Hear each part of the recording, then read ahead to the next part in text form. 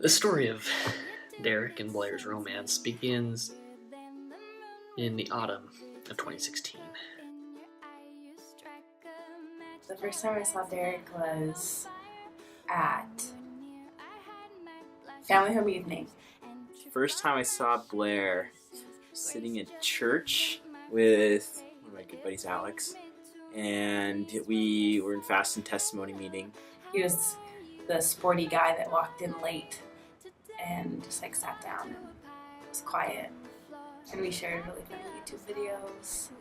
One girl in particular got up and she caught my eye, definitely. Derek was definitely into this girl, and he was super nervous because it's Derek, and so he asked if I could send texts out to the group family home evening chat, of which Blair was a member, to see if anyone was willing to come over and watch a movie with us. I think it was a movie, and then later go see a bonfire. He drove, I sat in the front seat with him, and then our buddy Alex was in the back. And for some weird reason, I mean, now I understand why, but back then I was like, oh, I belong here. So, okay, first implanted it in my brain. We decided to watch Remember the Titans, and for whatever reason, Blair and Derek were sitting next to each other. We know why now. But I just remember they were quoting the movie back and forth to each other and laughing, and just it was just really cute. And so after that night, when Blair and I were going to bed, I was like, Derek seems pretty cool. I don't really know him that well, but it seemed like you guys were bantering back and forth, and so he should ask you out. Oh, it was getting late. It was a Sunday night, so it was going to be a school night. She's like, oh, I'll walk you halfway. I said I was going to walk him halfway. Blair said, I'm just going to go walk Derek halfway. And as soon as they closed the door, we were like, he's going to kiss her. He's going to kiss her. We hug goodbye, but it's a really long hug. Oh, I really want to kiss her. We just started to get closer and talk more slowly and kiss. We just kind of looked at each other and smiled and said goodnight. And she went running back in. Oh, she didn't walk in the door. She opened the door really fast and ran in, and she did this barrel roll on the floor, and it was just he kissed me, and she's so happy, and I was like, that's how it should be. That was a good sign. Soon thereafter, they were dating. So, you're welcome.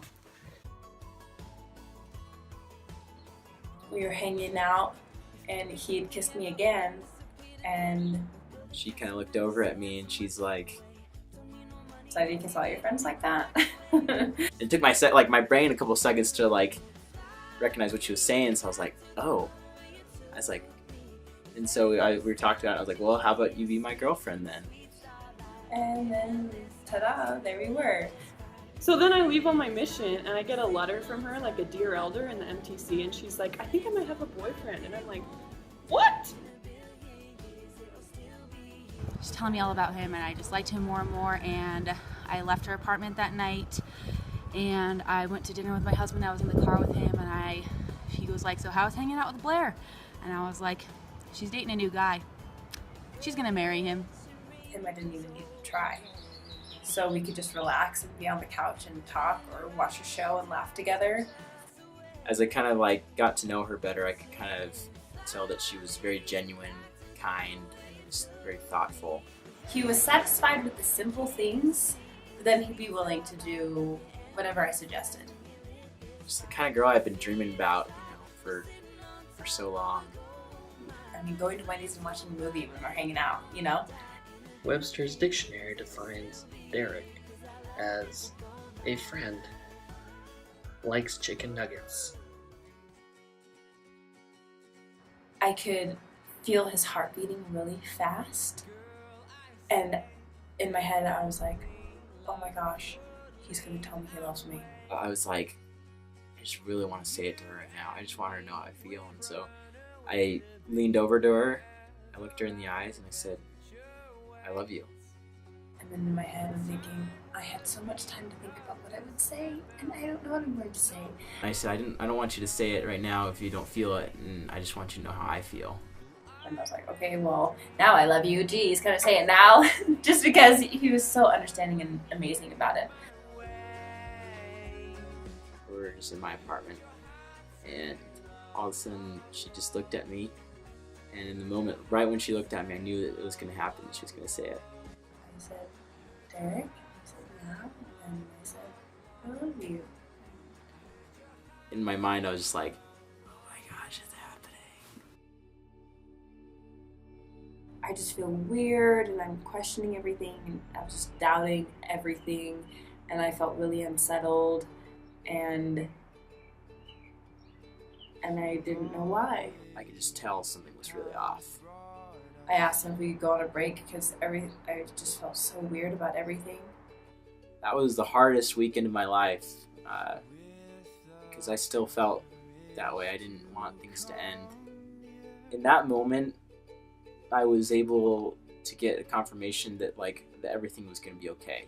So after a week, I had realized, after talking with a lot of friends about the breakup all over again and wondering if he would take me back, I realized that I made the wrong decision and I shouldn't have let something go that was so good.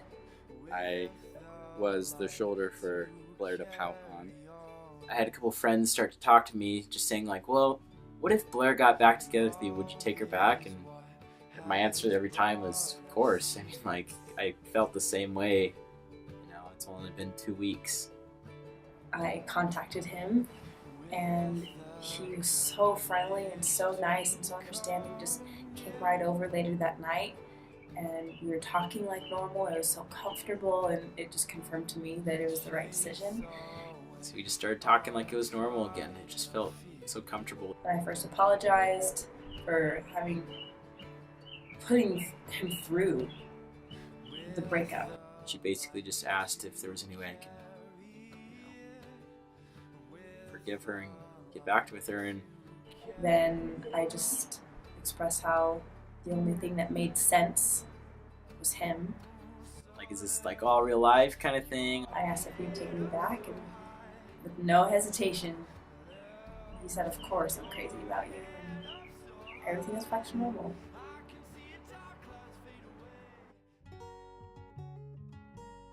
It was just so comfortable, and it felt right, and it just felt like everything was right in the world.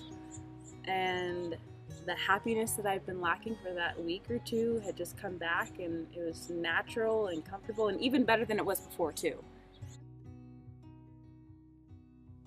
Yeah, then the first time we legitimately talked about marriage as a legitimate possibility was when we were coming home from my cousin's house. We were babysitting. He had just shown a lot of sides of him that I really liked, like playing with the kids. He was a fatherly person. It could show that he was going to be a good father and a good husband, and just serving them and having fun with them and having fun with me. So then I remember we were just lying on the couch, and I looked at him as we were talking, and my heart felt so good and so warm. It just clicked, and I was like, okay. So yeah, we were just sitting in the car, and she's like, so when do you see us getting married? And I was like, all right. If and when. I was kind of both of us were just kind of wow, we're talking about marriage. Wow, this is really cool. And just kind of laughing and giddy and just oh wow. It just felt surreal because I felt my goodness, this is something I've been looking forward to my whole life.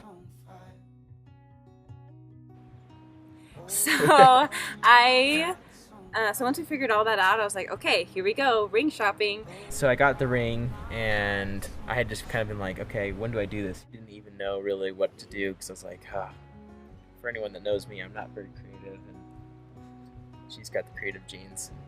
We balance each other out, it's fine. But so I just wanted to do something to surprise her. We were planning on going to my aunt's house again to Huntsville. So I just packed whatever, and I thought whatever, and I was like, he's not going to do it up at Huntsville. And so we got up there, and I was kind of well, what do you want to do today? Want to go on a hike, or maybe just relax? And yeah, it totally made me choose. He had no plan. And I kept, insinuating, oh, maybe we should go on a hike kind of thing. She's like, yeah, let's go on a hike. My heart starts beating, pretty fast. But we're walking uphill. And so it made it seem okay, I can breathe a little heavier now, and it's fine. And then I was like, he's really keeping his cool, which is not normal for someone It's not who. Derek. Yeah, it's not very Derek. So I was like, yeah, he's not gonna do it because he's playing it super cool right now. Little did I know. But yeah, so we got up there, we got on the bench, and we were kind of looking overlooking the city, and we were just kind of talking to each other. And I was like, hey, I actually brought you up here to ask you a question. And she's like, and so I got down on one knee and I was reaching into my pocket, and she's like, not really. And we did it, proposed, and I said yes. she said yeah. So There's that.